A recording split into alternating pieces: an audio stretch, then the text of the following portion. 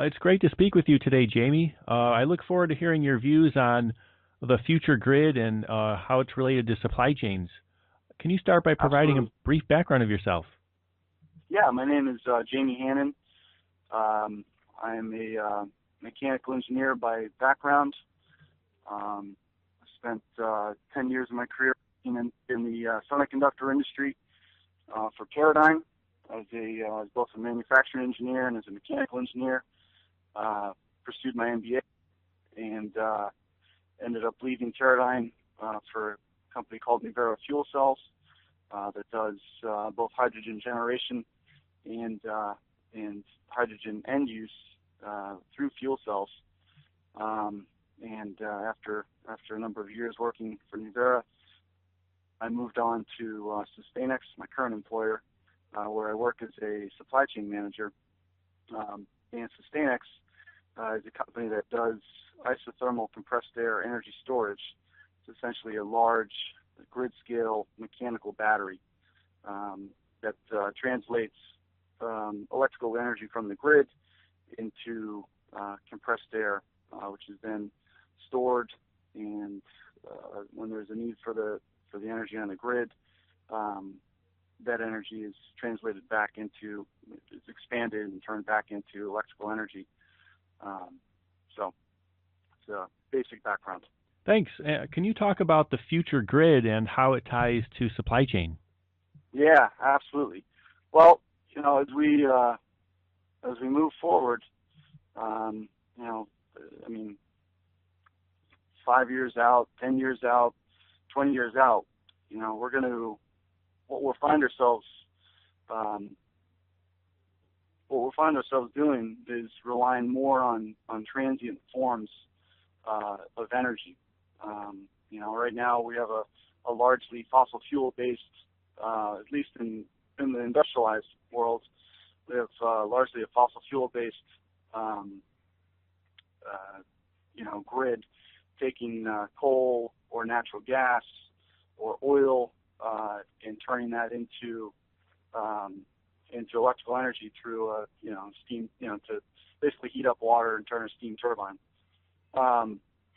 As we move forward and our resources deplete, our fossil fuel, our bands of coal get thinner, and it becomes more challenging to find and produce natural gas and oil.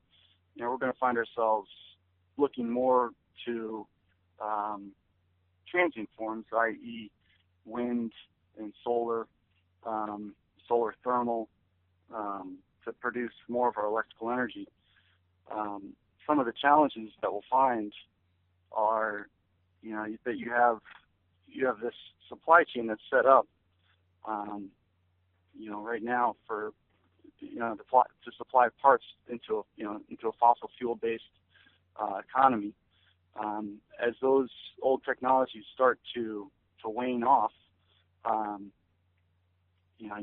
it's going to become more challenging to find, to support this large kind of global supply chain. Right now you can, if you have a wind turbine, for instance, there may be parts in that turbine that come from China, from Southeast Asia, from Europe, all throughout Europe, from North America.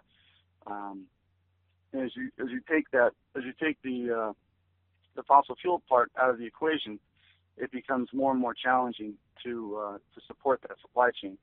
So what we may see, this is not a year out or 2 years out, but we may see more of a relocalization of manufacturing.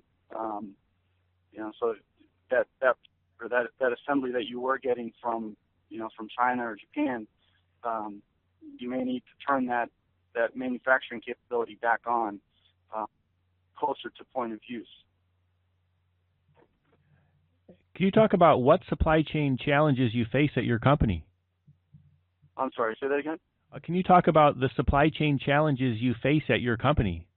Oh, yeah, absolutely. For our company in particular, we're developing new technology. I mean, this has really never been done before. There are other forms of compressed air energy storage, but not isothermal compressed air energy storage. So we're we're developing a supply chain from the ground up, and it truly is kind of combing the globe to find the right suppliers, the right components, and doing it in a very short amount of time. So as you can imagine, it's a pretty great challenge, and we're dealing with a very small team overall. Between supply chain and engineering, we're not a massive company, so you do have to find ways to be creative. You have to be innovative, and you've got to be absolutely expedient about finding and securing the elements that comprise your machine.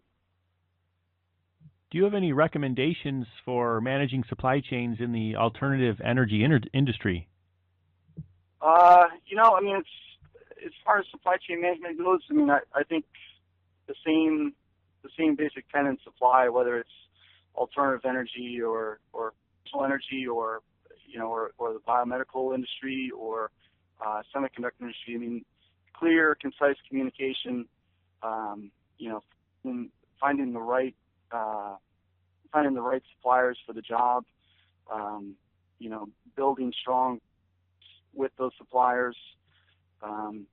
These are things that carry over from every industry. There's really nothing new there. The only other trick, really, to maybe the added twist to alternative energy is that it is, in a lot of cases, it's a new venture.